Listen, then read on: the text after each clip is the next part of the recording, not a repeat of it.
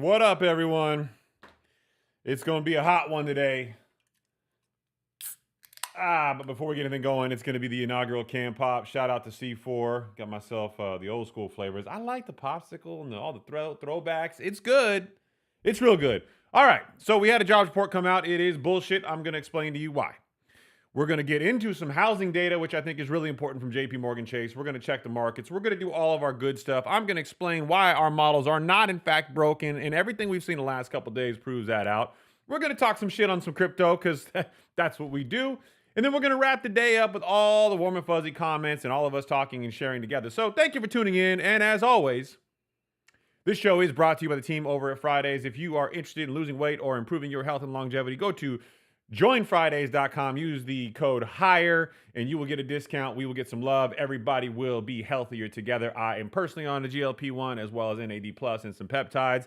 I strongly like it, but again, seek medical consultation, which they also provide. Again, joinfridays.com. Use the code HIGHER. Let's get into the show. What up? Blue Raz is where it's at in the C4. You know, I'm not a big Blue Raz fan, Sean. For some reason, all the blue flavors just don't do it for me. Although they do have a good new blue monster flavor. But, you know, I'm an equal opportunity flavor guy when it comes to caffeine. Let's jump into the market. We are still in a defensive position, hiding in safety. We've seen the continued runoff of what I would call the cryptocurrency risk-off position. The markets are again in a defensive position coming back from a mixed day. I think this is going to be the new normal as you start to see the mega caps get a little bit of pressure to start performing on all this capital expenditure, all this money they put in place. So I think you're going to start seeing this be normal as small caps and some of the sectors we've talked about on previous shows rise. Particularly, we like to talk about the power stocks. Interesting, if you haven't seen what's going on in Pennsylvania and their electrical price grid auction and some of the limits that were put in place, I think it's PJM. You can look them up.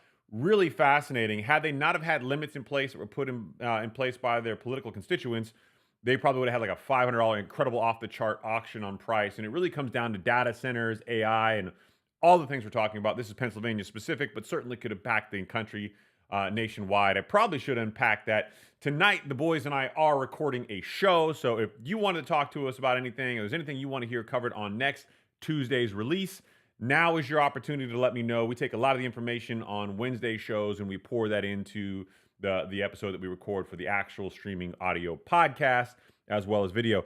The synthetic volatility index continues to drop. We've seen this go pretty low, but this is the lowest it has been since we started using this proxy for the VIX, showing 75, 79. We're still in normal territory here, but we are seeing increased risk across the markets. And you might be saying, well, Chris, some parts of the market are doing pretty well. Yes, they are. But big asterisk here, when you're seeing big shifts in money in risk off positions, like we saw on the status chart where we're going defensive, hiding in safety, then you have additional risk in the market which needs to be accounted for. We do try to explain this risk in some of our other models, but certainly the today is a hiding in safety day, defensive position with normalized risk, but increasing over the dynamic of the day. Let me get into my side here. Let's see who's here in the show. Sean, what up?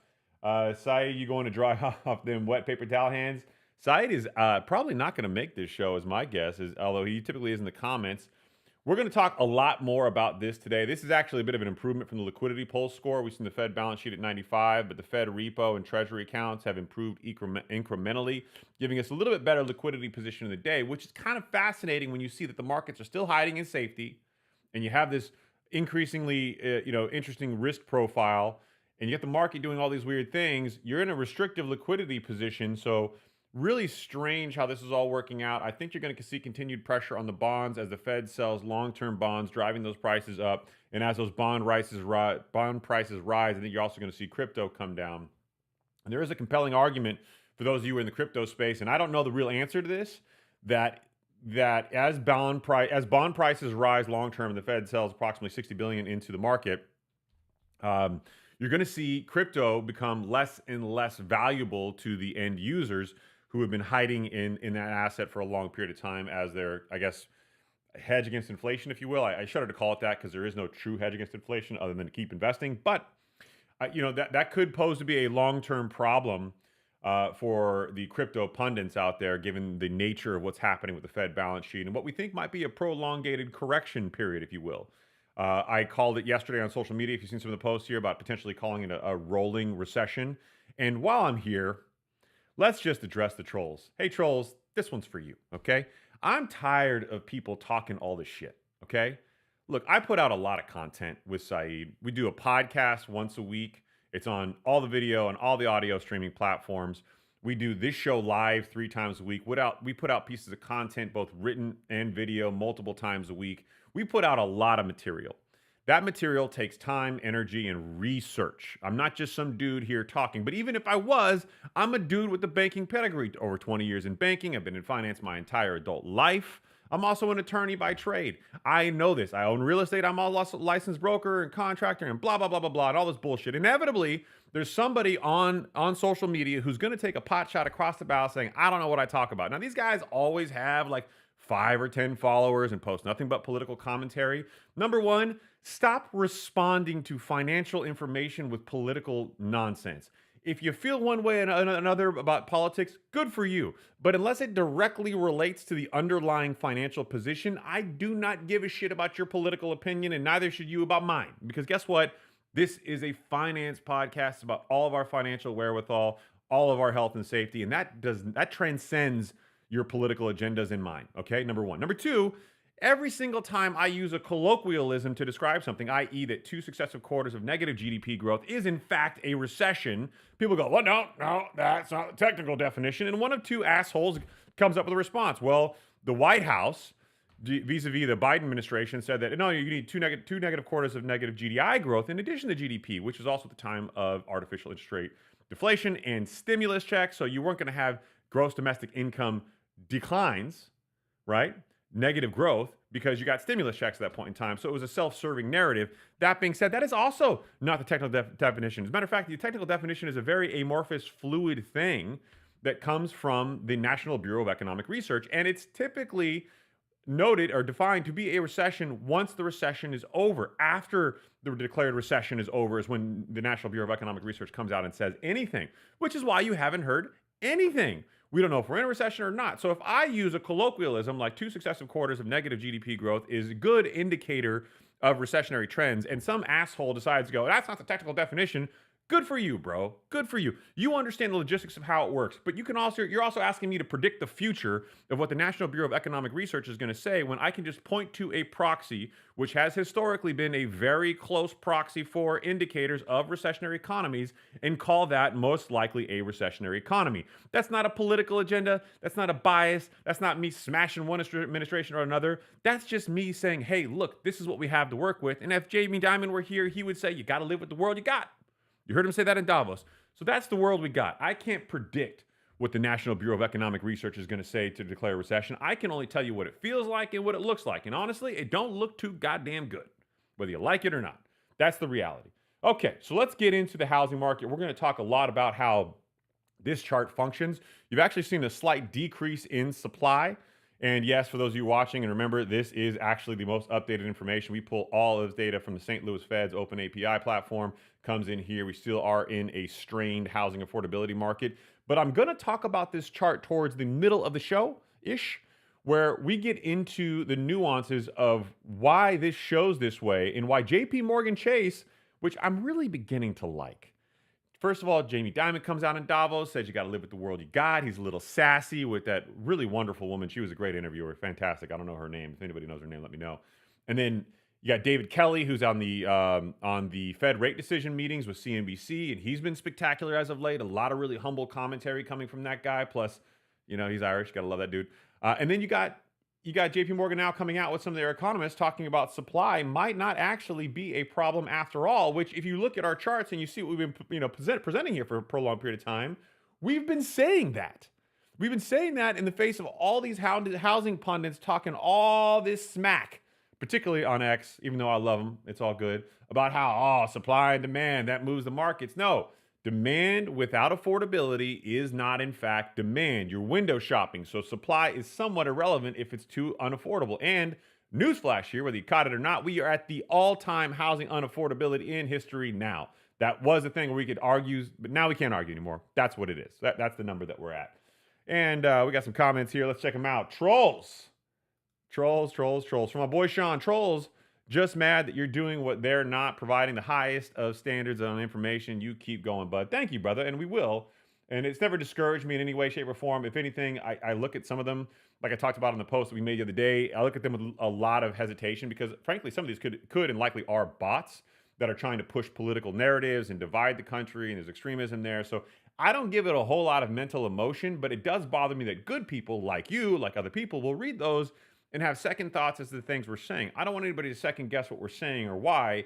So I generally do respond to those comments just so I can be a little more educational and collegial in that moment. Shout out to my friends over on on Instagram's platform. You guys are on a bit of a delay relative to everybody else. If you want the full horizontal format, you're going to go to X, LinkedIn, and of course YouTube. You will find us there in the full vertical sexiness. You get all this in higher definition as well. Instagram's a little on the fuzzy side, but it does give you a nice little vertical format. If that's your native platform, then so be it. And yeah, we got smashed on TikTok. We're not allowed to stream there anymore because we're, quote, too professional, which no one has ever called me before, so I don't even know how to feel about that. Let's get into the calendar. The biggest thing we're going to talk about today is that bullshit jobs report that came out. You're going to see that on the calendar. We do have some stuff coming up here. Core inflation, inflation rate, all that stuff today. You're also going to see monthly budgeting statements coming up. PPI on Thursday, existing home sales on Thursday, retail sales on the Tuesday after that. I think, frankly, retail sales are going to be mediocre at best. I'm interested to see what the existing home sales say. The rest of this stuff is not what I would call highly impactful for the discussion today.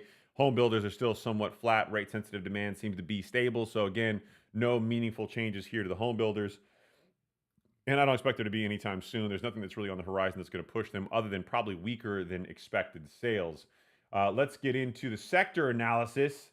And for somebody who's just tuning to the show, they're going, God, this guy won't shut up and he's going too fast. Yeah, the whole point of this show is to give you everything you're going to get from CNBC watching the entire day or hours a day in a truncated 60-minute window at most. We're also going to spend some time looking at the social rhetoric and the social narrative so that you see that this is not just my opinion, this is the opinion that's out there. And yes, you can argue that we follow certain accounts, we don't follow other accounts, but we try to be neutral. So in order to neutralize what political bias there could be, we use AI to scan Instagram and X to tell us what the popular narratives are and give us feedback on how that may or may not impact our investment decisions or sentiment on the markets. So, with no further ado, let's get into the sectors a little bit more. We left off on real estate. I think real estate is a good place to be, but I don't think there's anything meaningful happening there anytime soon. I think that may come.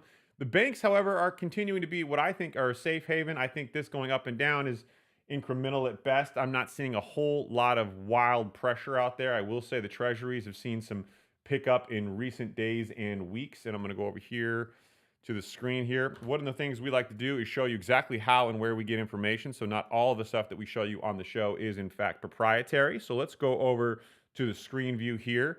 Oh, look at CNBC with the fancy advertising. Oh, you guys are just so cute. Dow Jones Industrial Average still above 50,000. That is massive, but we're here for bonds. The 10-year continues to show some growth and rise. This is over the 1 year, but let's look at it over the course of the last 5 days. We've seen some peaks and valleys, but 4.16, we're still at 4.17, so we're kind of right where we're at there. Throughout the day, we're seeing some opening up higher. I think this is going to be continuing to put upward pressure on the mortgage business, and I think you're going to see this be a trend for some time to come. And as much as this is going to be the trend, I think the other trend you're going to see is you're going to see crypto continue to do this. This is Bitcoin's current price, still under 70,000. I posted a comment about Saeed and his wet paper towel hands. I think this is exactly what we're talking about here. Keep in mind the number historically that I've seen, and this is from Michael Saylor, anything below 70K, and it costs you more to mine than the actual coin is worth, and that's a problem for a lot of people. So I don't know exactly how that all plays out. I'm going to keep a close eye on this market and its proximity to the bond market. I think it's going to be very interesting to see over the course of the next, I don't know, several months how Bitcoin does. Keep in mind, you're down, approximately 50%. I think it was 126,000 at one point. Spectacular bull run, and now we're down to effectively less than half. So that's a scary, scary drop. And if you look at this over the course of a single day, it has not seen dramatic improvement either. Last I checked. I mean, so that's a pretty big dip. 5 days, again, not super pretty either. So again, I don't like their charts as much as I like our charts, but hey, I'll show you where to get it so you can go check it whenever you want, on however you want, for the things that you want to see and review. Let's go back to the sectors for a second. CRE doesn't have a whole lot of defaults that I'm seeing here, although I have seen some increasing numbers in the multifamily and the Sun Belt regions. Think Florida, Arizona, Texas. You're seeing a little bit more defaults there, particularly in what I would call the higher end, high built properties. They were leased out at top of market. They've only got down to go as far as rents go. And a lot of these properties are being refinanced off of these 3, 5, and 7-year adjustable product into new products, but the interest rates are 2x in some cases higher than they were before, meaning they qualify for less leverage, which means people are bringing cash in, or these properties aren't worth as much, depending on your perspective on how that looks. But yes, mega caps, I don't think this is going to be the shiny penny anymore, at least not as big as they once were. They have put a lot of money into capital expenditures into improving things like, I don't know, efficiency. The world is going to want to see that pay dividends. And I say that tongue in cheek because they're not paying the dividends they once used to pay to the extremes they once used to pay, even though they're more profitable than ever. As a matter of fact, the entire market is approximately 16% is what they used to pay historically as far as earnings, 16% earnings. My bad. I got to keep up.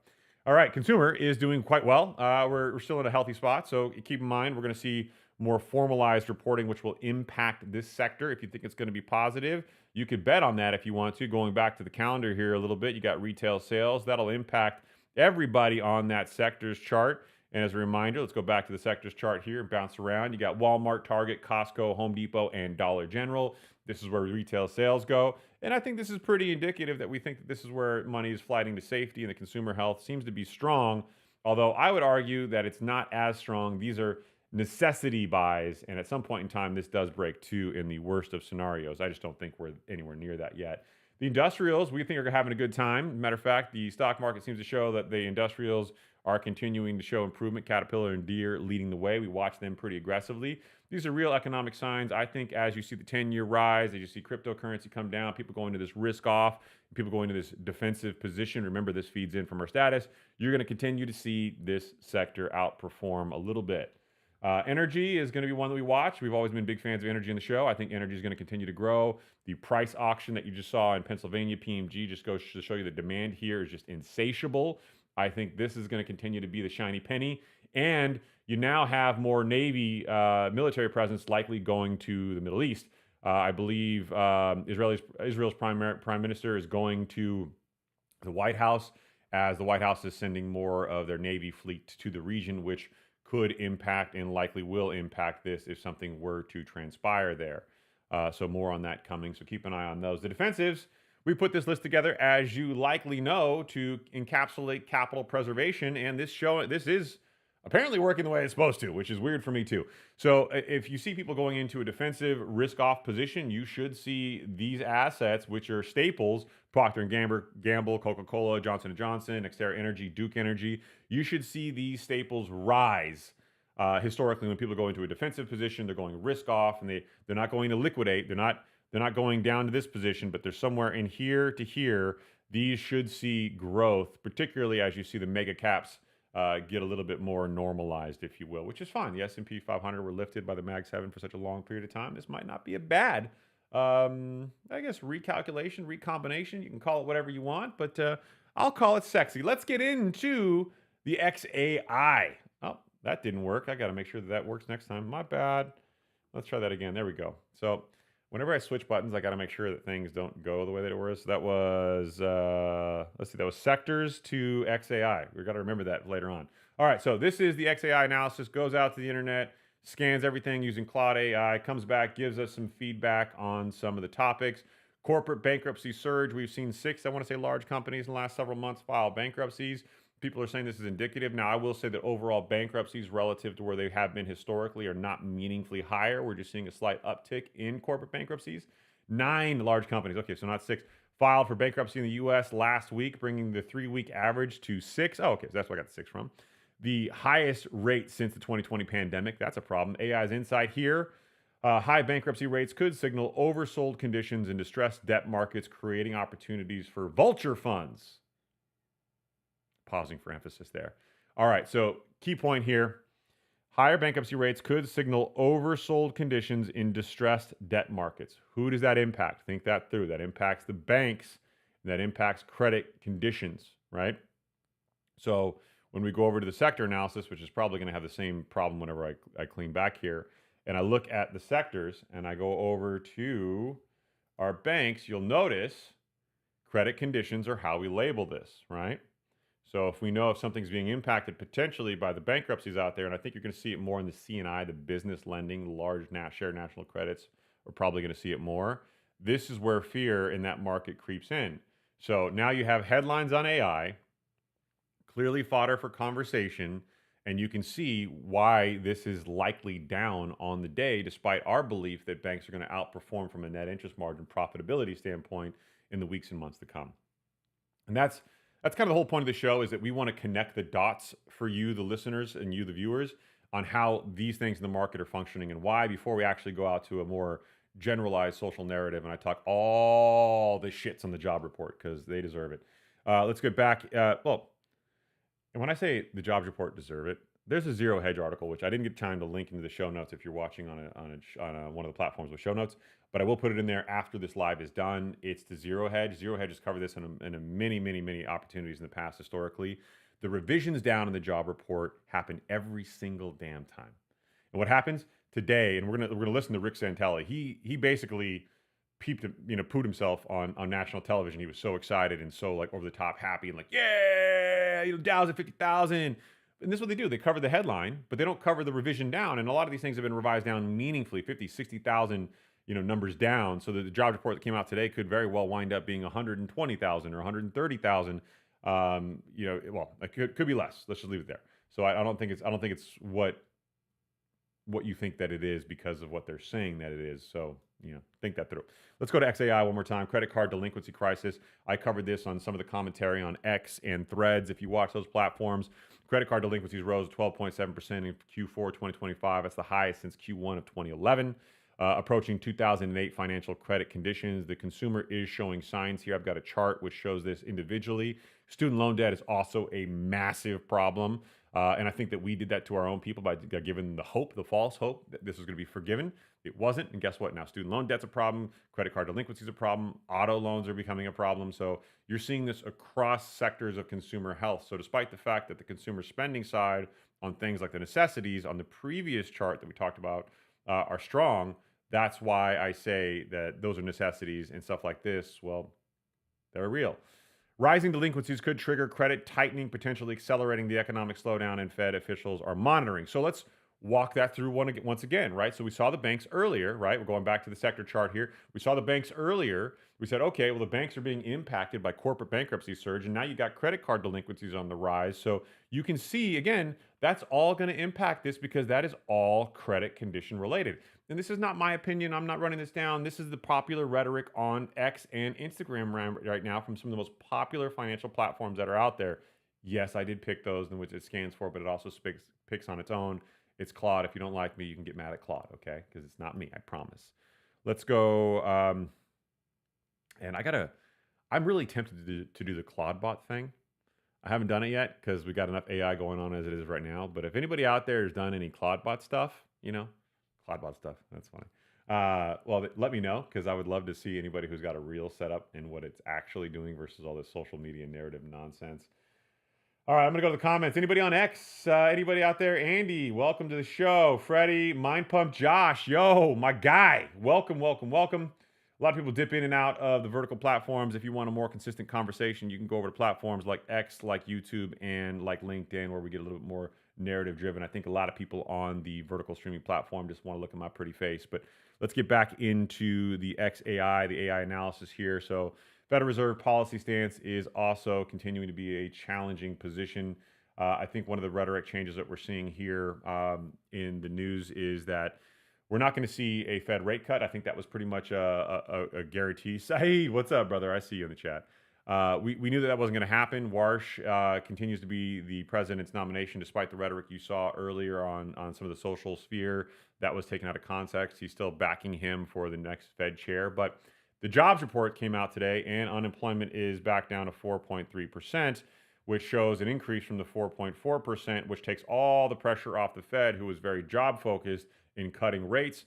We already knew the Chicago Mercantile Exchange, the Fed watch tool, showed there was not a probability of a rate cut coming anytime soon, but let's check and see where it's at today. Just because, you know what, we can, and I want you guys to see where we pull this stuff from. So I'll go over here to the screen section. Here's a Fed watch tool. As a reminder, the current Fed rate is 350 to 375.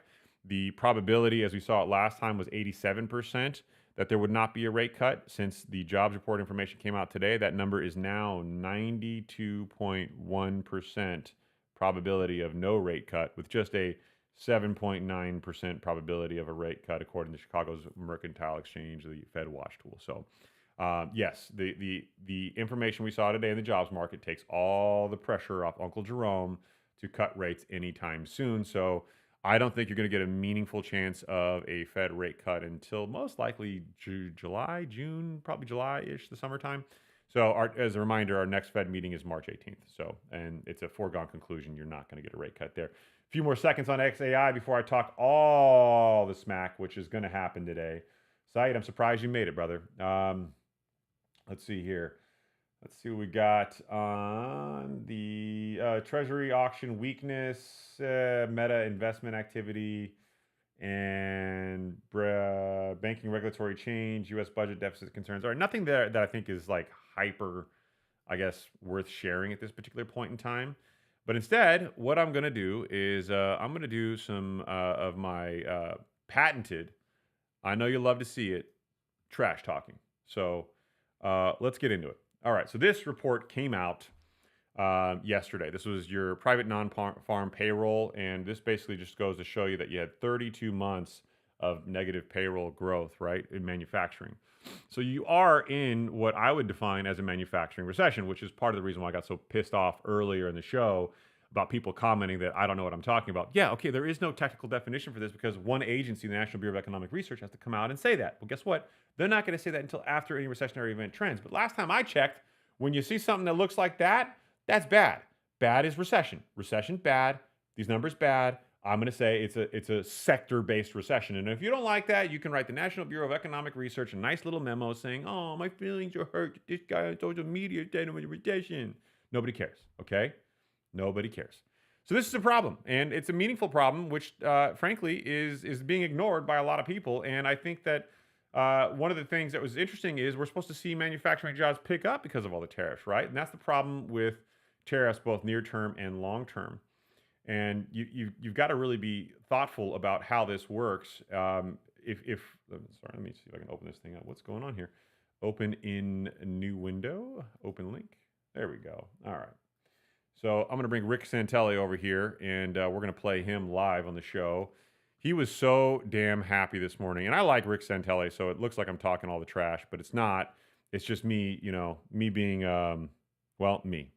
So let's play this real quick, and I'll give you some feedback, and then we'll jump into my real thoughts on this. Non-farm payrolls for January coming in twice expectations at 130,000. 130K, that would be the juiciest going back to April of last year when it was 158. Now, if we look at a couple of months worth of revision, they came in at minus 17,000. Now, let's look for average hourly earnings month over month, up 0.4. That's 1/10 higher than both looking back and looking forward. 0.4 would equal October last year. You are all the way back to the summer of 24 to find a higher month-over-month earnings number. Let's go year over year. 3.7 exactly as expected. 1/10 light to 3.8 in the rearview mirror. So how does that stack up? 3.7 would be the lightest since it was actually 3.6. Thanksgiving of last year. Now let's look at hours worked, shall we? 34.3. That increase, that's a good thing. That's up 1/10 from both what we were expecting and our last look. 34.3 would equal November. To find a higher one, you're all the way back to March of 24. Now the unemployment rate, maybe the most important number of all, and it moves down 1/10, 4.3%. Can you just feel the enthusiasm coming from this dude? And I like Rick Santelli. He's a stud, legend, icon, all the good things. But man, he's so excited. All right. The naysayers out there, they're going to like this set of data points. 4.3 would be equal to where we were in August of last year. To find a lower number, you're looking at June of last year. Labor force participation moved up as well. More good news, 62.5. That would be the best since it was 62.6 in April of last year. And drumroll, please, the final number I'm going to give you is U6, the underemployment rate, and it comes in at 8%. 8%. Last look was 8.4. 8% would be the best going all the way back to July when it was 7.9. Yeah, so he's a happy camper. He actually got out later on in the show. He got out an umbrella because it was raining wherever he was at. And he got out an umbrella and he said, no one's going to rain on my parade today. I mean, he was over the top enthusiastic. And you know what? Again, stud, icon, love him. But this is the problem with the mainstream media, right? They say things like job growth surge, and they come out with all this enthusiasm, and they're over the top, like super happy, talking about all the things that this is supposed to be, but they're ignoring the fact that there has been a long pattern and practice in history of revising these job numbers down that's never covered. Never once have I ever seen the mainstream media go, hey, you know that big ass report that my boy Rick Santelli came out with, and he was talking all that like happy joy. You could see like the unicorns floating behind him and the rainbows pumping out of his bottom. Well, guess what? That may not have actually been the real number. It was just a headline number, and it may be different.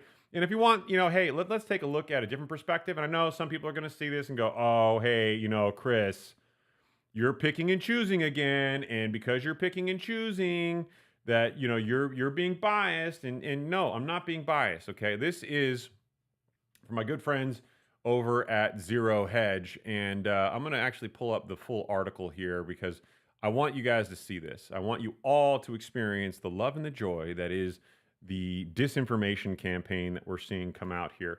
This from Zero Hedge. Historic negative jobs revisions, 1 million fewer jobs added in 2025, only 15,000 average jobs monthly. So in 2025, last year, we saw all sorts of information come out about jobs that suggested there were equal peaks and valleys that we saw to start the year in this January number, 130,000 jobs. But yet, they were revised down at a historic cadence. There was actually 1 million fewer jobs last year than they told us there were throughout the year. And yet none of this got any mainstream coverage. And if you're thinking, okay, well, Chris, this is just an article, this is one time. Well, this has actually been something they were reporting on as far back as like 2 or 3 years ago. And the supposition is not that there's corruption here, which I think is an easy scapegoat for this. The supposition is that the methodology of collecting this information from the federal government and the reporting on it is outdated. And let's be honest, some government agencies rely on outdated methodology and technology to do things. A great example of that, you need to look no further than, well, let's look at the housing affordability. This chart that I pulled from the St. Louis Fed gives me the updated information from their systems. It's a real-time API. This is not my speculation. It's not going out, on a speculative basis. That's it. That number right there is their latest housing information and interest rate information, okay? They're saying as of Q2 2025, well, guess what? We're in Q1 of 2026. You're almost 3/4 behind. That's how far lagging you are to reality. And yes, housing is a lagging indicator. And yes, some of these things are impactful, but they're saying the average interest rate is 6.77%. You think that's the average interest rate today? It's not. Okay. So therein lies a problem. And this is what the data suggests here. The Bureau of Labor Statistics, even though they fired the person at the top, doesn't seem to resolve the problem. And I don't think that that's an unfair statement based on the numbers that we saw today, because they don't feel believable. They just don't. You're not seeing people being hired at the same cadence. Now, this article goes into all the technical information, but as expected, the bulk of negative revisions took place in 2025, with negative revisions to 2024 amounting to 413,000, and 2023 was 73,000, while 2021 and revised modestly higher. And I'm pointing this out here because, I don't want to see that. There we go. Okay, so this chart here is meaningful. If you can't see it, I'm going to describe it. Don't worry about it if you're on a vertical platform, but if you're on the horizontals, I'll do my best because I know some of the font is small. Annual job revisions of this magnitude. You could easily say, well, Chris, this is the government. This happens all the time. No, it doesn't. Okay? It does not. Historically speaking, in 2020, think about that time period. No revisions. 2021, revised up. 35,000 revisions. 35,000 jobs were underaccounted for in the methodology. No problem. No big deal. NBD, bro. Okay. 2022, 6,000. 6,000 jobs were underaccounted for. There was actually 6,000 more.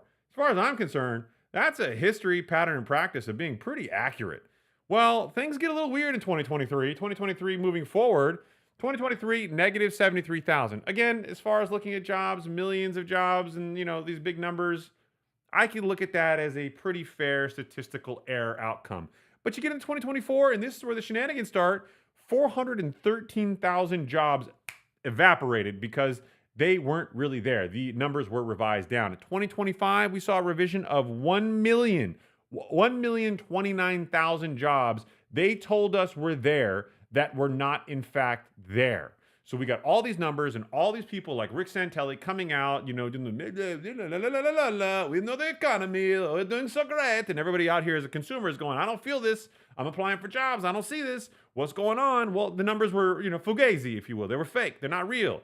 And this is a great accounting and methodology and holding them, accountable for some of these false narratives. Now, if this started off on this path last year, and you can see the increasing cadence, right? I mean, this is just a chart work. If we start off this year anywhere near where we started off last year, despite the firing the person at the head of the BLS, well, guess what?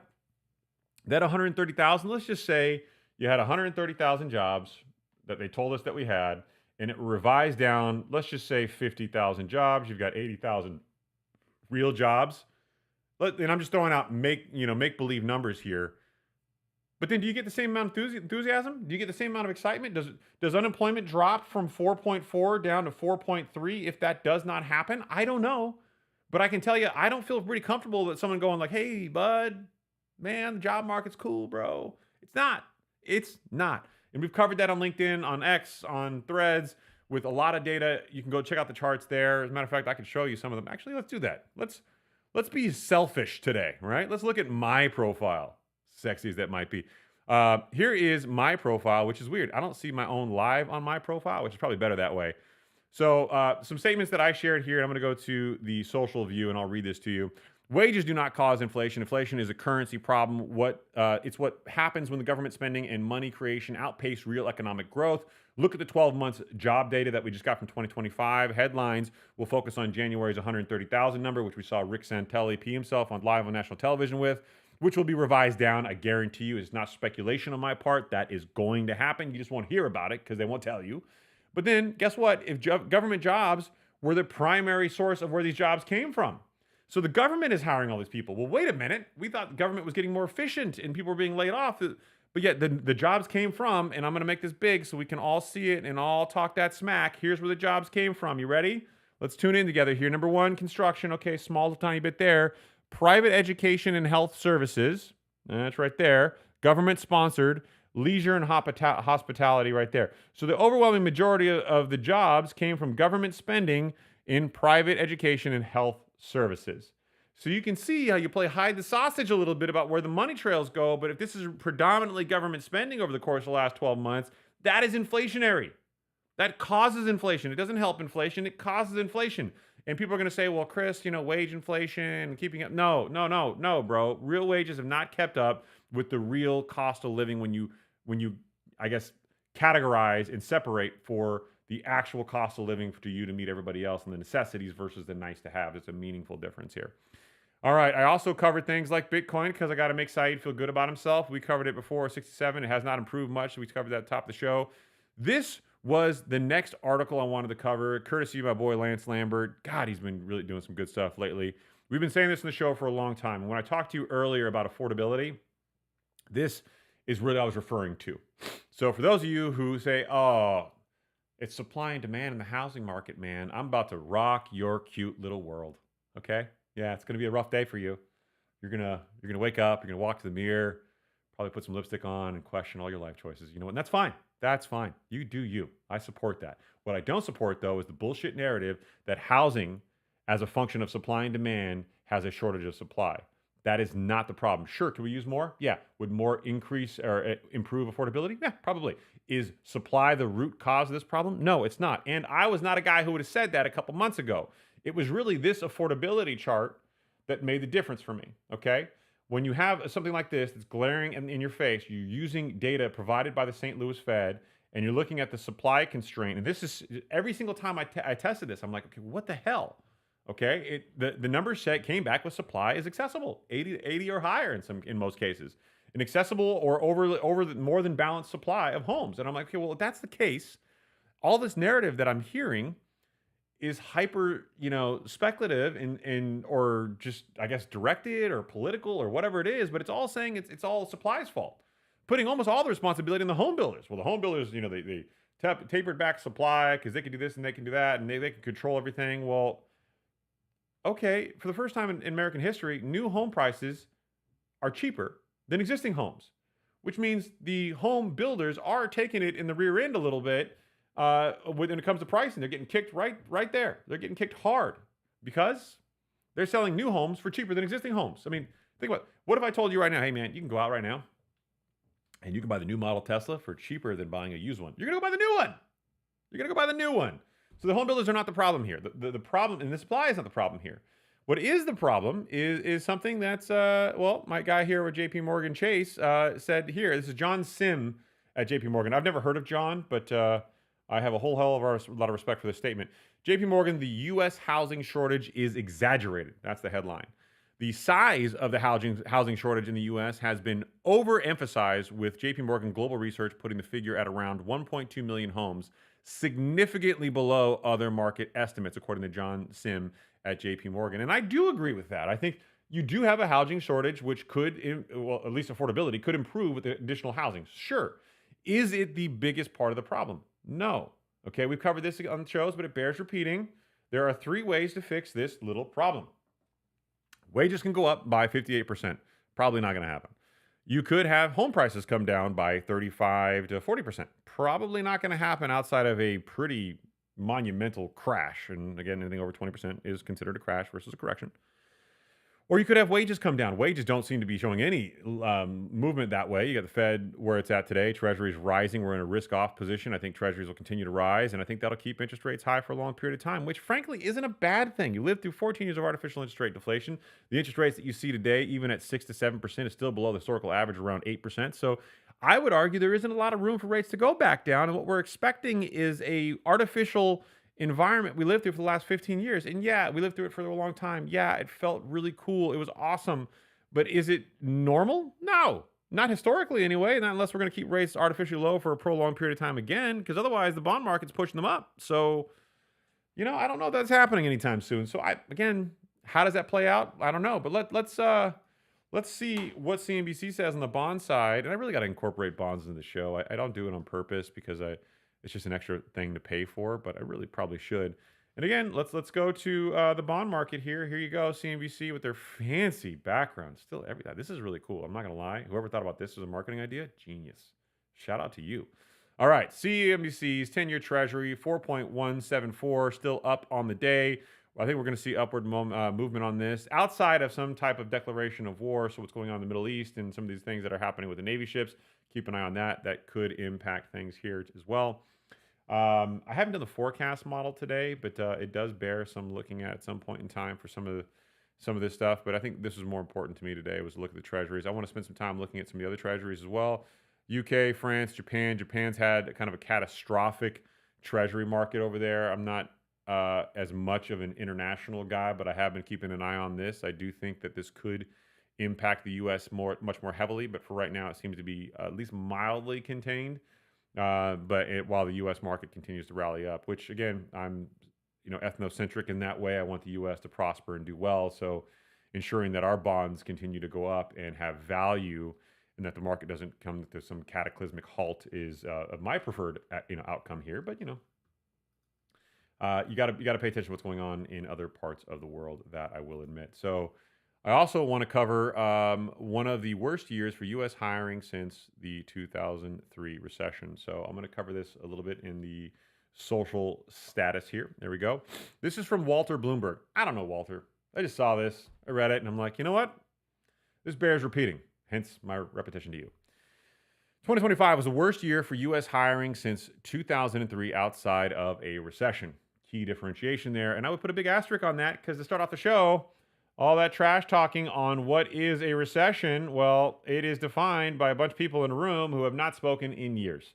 I beg of you to tell me when the last time the National Bureau of Economic Research said anything that caught the headlines or meaningful to you. As a matter of fact, do you know anybody who works there? Do we have their faces on milk cartons, or were they all fired? Are they part of Doge? Because I don't know where they are, but maybe, just maybe, all this rhetoric from the Fed secretary and part of the FOMC, which is a relatively new thing, and Warsher's not a fan of it because it does move markets. I don't know that they're going to stop it. I don't know that you can put that genie back in the bottle. But why doesn't somebody from the National Bureau of Economic Research come out and make some comments about the status of the economy every once in a while? I would love to have a job where I got to sit back and look for a couple of years, and every couple of years pop my head out and be like, recession, and then go back into my turtle shell or something. It's just weird. The U.S. added 181,000 jobs in 2025. But we just said in January we added 130,000. That's weird. What? About 15,000 per month after major revisions, making it the weakest hiring year outside a recession since 2003. You're starting to see the contradiction here already in the January jobs report in this, okay? It's just a meaningfully different perspective, and now all of a sudden, because it's January 2026, everything's amazing. Like, I don't know if you know how this works, but I'll break it down to you. The tariff impact and the jobs and the benefit of all those things like coming to the U.S., that physiologically didn't happen or could not have happened in the narrow scope of time between when they were actually talked about, implemented, and now. So everything you're seeing in January, what's the catalyst for that? Why would there be all this creation of jobs? Where would that come from? I'm waiting.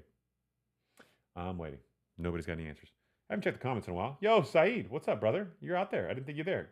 My guy reminds me of the dad from American Pie. This guy reminds me. Is that me? I remind you. Is that Regil? Regil, you shit talking bastard. Hold on a second. What is this supposed to mean, bro? Am I the dad from American Pie? That's not good. That's not good. Is it the eyebrows? Is that what it is? You're talking about the guy we brought up on the screen probably earlier. Okay, maybe not me. I do have the world's like like angriest eyebrows. I think the reason why people think that I'm a terrible person is my eyebrows always have like angry eyebrow thing going on. Maybe that's it. Like the, yeah, I don't know. Maybe that's it. Let me check that LinkedIn real quick. See, check out Instagram. Merdad, what's up, brother? Salam, welcome to the show. So yeah, let's get back into the rest of it. I want to finish this topic here. I think this is a good, meaningful one. Despite the downgrade, January showed a strong rebound with payrolls beating forecasts and unemployment falling 4.4 to 4.3%. Revisions reflect updated benchmark data and changes to the BLS business formation model. And I thought that was why this was worth sharing. The BLS, the Bureau of Labor and Statistics, did in fact change their formation model of how jobs are added to the economy. I think that in and of itself begs a lot of questions.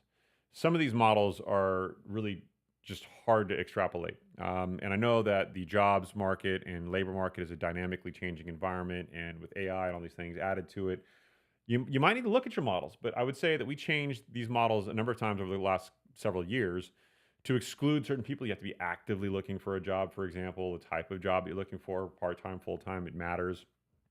It doesn't take into account people who have multiple full-time jobs, and it's a lot of self-reporting. You can look at ADP and other proxies that are government-sponsored data, but the data is flawed.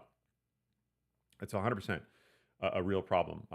Is it flawed to the point where we saw these job numbers increase whether they did and some of the headlines that we saw today? No, that's just manipulation and inaccurate data. Maybe because they didn't have the full picture, maybe because they're relying on bad forecasts, but it's just not accurate. And I can tell you, we've seen this time and time again, and Zero Hedge has covered it, and you can find the article on Zero Hedge about this. It's a problem. It's a real problem. Let's go to the chart. U.S. saw historically weak jobs growth in 2025. Again, now in January, we're seeing outsized 130,000 jobs. I mean, come on, really? Gain of 181,000 jobs was the weakest outside recession since 2003. This is in 2025. We just said again, 130,000 in January. Shenanigans.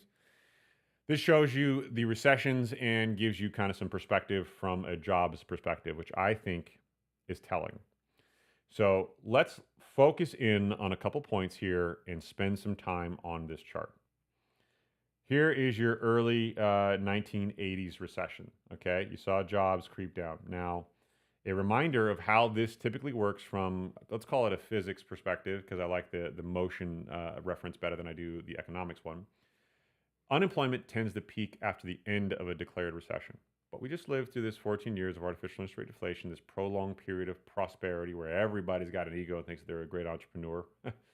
And because of that, I think you're going to see a slow, prolongated correction. That needs to be addressed because I don't think you can expect things to respond the same way as far as the speed, the velocity, hence the physics reference. But I think you can see it respond over time in a very similar manner. But I do think that you're going to start from higher places and go to lower places because of the outsized level of correction that is needed to get there. So looking at the 1980s early recession, you had the Gulf War again. You saw this drop off here. Dot-com bubble burst, you saw that drop off there.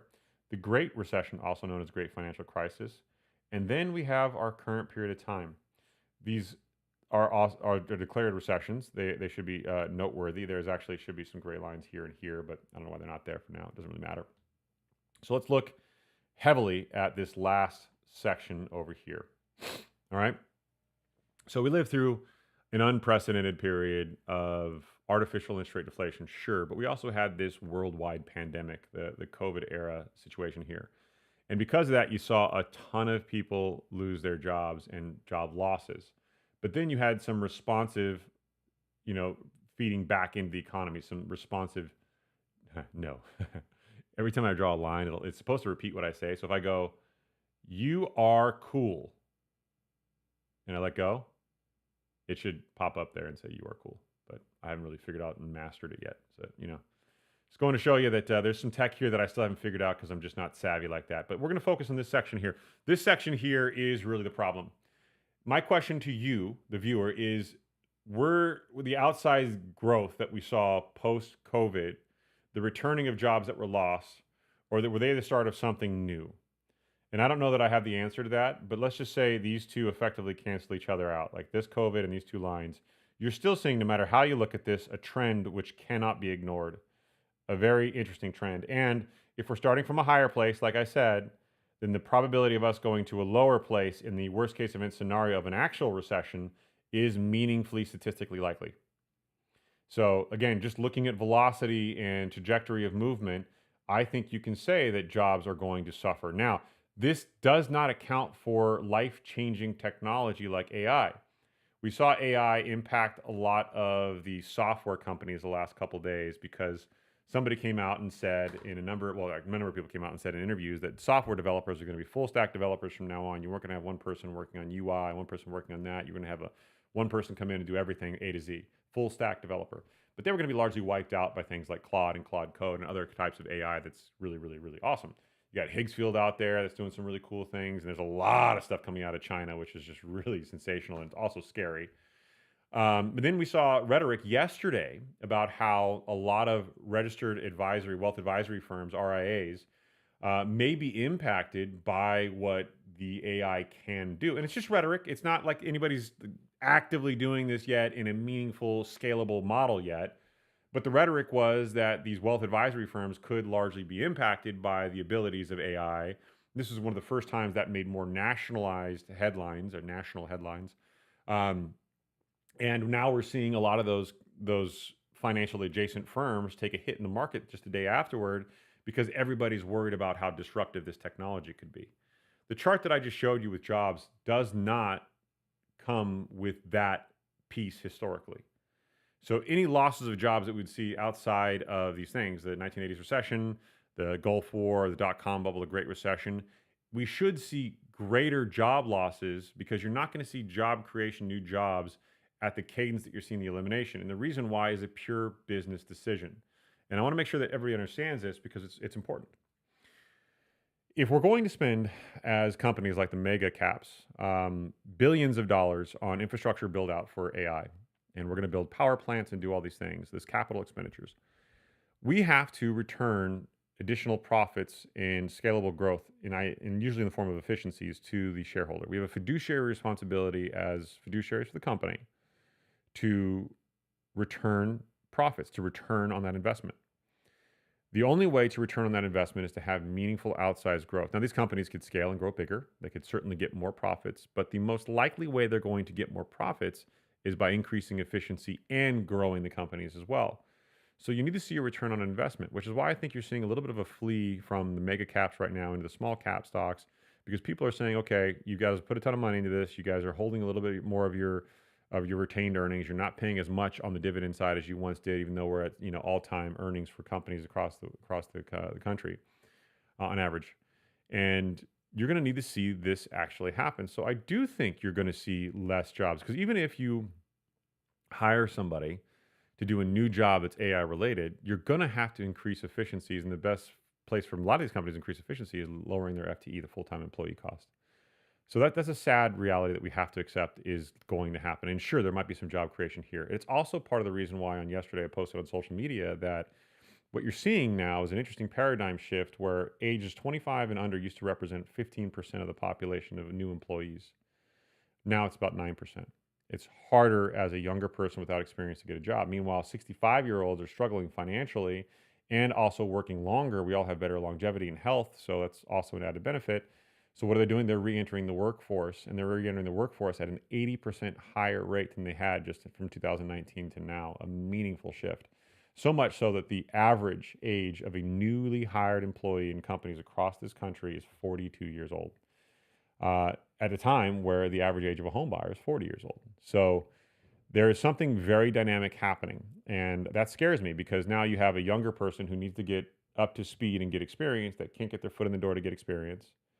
You got an older person with 30 years of experience who's now going to be weighted on heavily because they can review the AI better than a newly hired person can because of their decades of experience. And that's probably going to change what companies are looking for from an experience level. But then if you're a young person, how do you get your foot in the door? If you want to be a young lawyer and a research analyst, Claude just rolled out a legal model, which does a lot of legal research. A lot of stuff that I did when I started, some of my law stuff that I did. I don't know that. I mean, right now they return stuff like cases that aren't real, but there's going to be a period of time where that's nailed down, where a model has been trained on case history, and it'll be able to give you the facts, the arguments on both sides, and And we're very, very close now, frankly. I mean, these models are perfect reasoning models for what law is supposed to be in its pure essence. So I wonder what's going to happen to the employees. It's not just jobs. It's the future of employees in the market. And then I see Elon Musk say, none of this really matters in a couple of years. And then he stops production of the X and the S, and he starts focusing on things like AI and robots. It is, in fact, going to change the landscape. And I can't help but think of movies like iRobot and, all these dystopian future movies where people all have this access to this unbelievable silicone-based workforce. And I question what that really means for our livelihood and our future and our kids. So I look at these jobs, I look at these numbers, and I think the old way of doing things is crazy. Doing something over and over again and expecting a different result is crazy, particularly in the face of knowing that the landscape is changing at a cadence faster than it ever has before, because none of these things, the 1980s recession, the Gulf War, the dot-com bubble bursting, the Great Recession, even COVID, none of that was aimed at increasing efficiency and lowering the amount of employees in a workforce. And that's what AI is going to do. It's just going to do that, okay? So sorry for the grim tail end of the show here, but I think it's important to share these things, and I think it's important to talk about the realities that people are not addressing. They're discussing them as opportunistic opportunities, and that's fine. I hope that that's the case, and I certainly want it to be for myself, for my child, for the world. But we need to look at things differently now. We need to be pragmatic and thoughtful around what we're actually seeing. Let's go to the comments a little bit. Let's wrap the show up here with some comments and review of what you see. Thank you all for tuning in.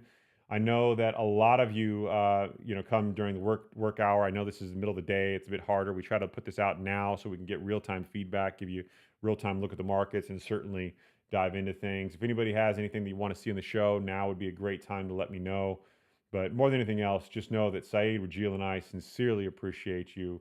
You guys, love you more, Jackie, and congratulations on what we talked about earlier. I think that's a really cool thing. I'm going to respond to your message. I did not forget. I just had to do a bunch of stuff throughout the day because somebody's got to pay the bills. Merdad, you're great, dude. I appreciate you. You've been connecting with me on all the platforms. I see your name pop up, and I really appreciate everything you're doing. I think you're out in Iran, so I hope you and your family are safe. It's a tragedy what's going on over there, and I hope there is some type of at least resolution in the not too distant future. This cannot keep going. It's terrible. That being said, I appreciate everyone. And again, if you have any comments or anything you want us to see on the show, you could always email us media@Black Crown Inc. Or you could email us directly at the Higher Standard links, Higher Standard Podcast, both Chris and Saeed at higherstandardpodcast.com. We are still working through our intellectual property dispute, which would get us the Higher Standard URL, which we should hear back on Friday. Hey, Tara, what's up? Good to see you. I didn't realize you were here. I haven't talked to you in a long time, but hopefully you found the show somewhat interesting and somewhat beneficial. Until next time, everybody, love ya. Okay, bye.